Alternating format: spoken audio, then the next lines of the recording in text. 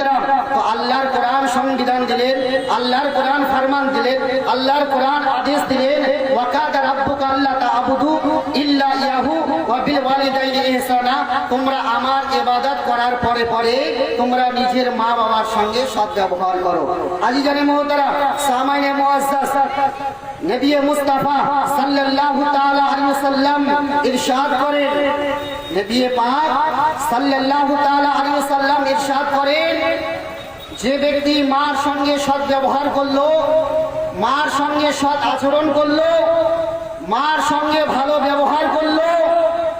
যদি কোনো ব্যক্তি অসহায় হয়ে পড়ে, এমন কোন ব্যক্তি রয়েছে যে মক্কাতুল মুকাররমায় হজ করতে যাওয়ার তার কাছে ইস্তেতাব নেই, তার কাছে ক্ষমতা নেই, তার কাছে সামর্থ্যবান নেই, সে ব্যক্তির দিলের মধ্যে আশা, ওই ব্যক্তির দিলের মধ্যে তামান্না, আল্লাহ যদি আমাকে ধনবান করত, আল্লাহ যদি আমাকে ক্ষমতা দিত, আল্লাহ যদি আমাকে মালামাল করত,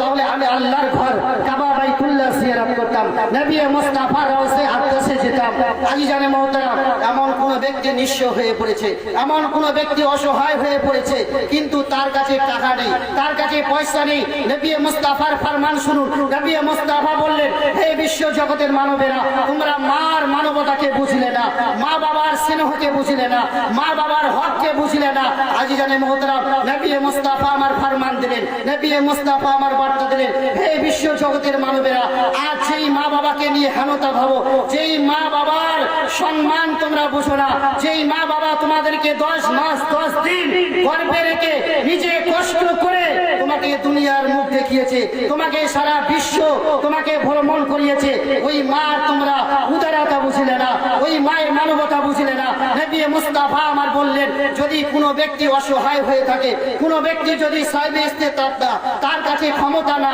সে ব্যক্তি সামর্থ্যবান নয়, সে ব্যক্তি মক্কাতুল মুকাররমায় যেতে পারছে না, কিন্তু তার দিলের মধ্যে আশা, আল্লাহ আমাকে যদি ধনবান করত, আমাকে যদি মালামাল করত, আমি তোমার কাবা বাইতুল্লাহ জিয়ারত করতাম, তোমার কাবা গৃহ আমি তওয়াফ করতাম। আজিজানে মোহতারাম, নবী মুস্তাফা বলেন, হে বিশ্ব জগতের মানবেরা, হে বিশ্ব জগতের মানুষেরা, যদি কোনো ব্যক্তি গরিব হয়, তার কাছে সামর্থ্যবান নেই, তাই সে ব্যক্তি ক্ষমতাবান নয়, তার কাছে কোনো টাকা পয়সা নেই, এমত অবস্থায় কোনো সন্তান সন্ততি নিজের পিতা মাতাকে যদি সুদৃষ্টিতে, ভালো দৃষ্টিতে যদি একবার তাকিয়ে নেই, নবী মুস্তাফা আজ থেকে ১৫০০ বছর পূর্বে নবী আমার বার্তা দিয়েছেন, ওই ব্যক্তি সব দৃষ্টিতে মা বাবাকে দেখলে একটা হচ্ছে মকবুলের সওয়াব পাবে। চলে বলুন সুবহানাল্লাহ। নারায়ে তাকবীর, নারায়ে তাকবীর, নারায়ে রিসালাত, নারায়ে হায়দারি, মাসলাকে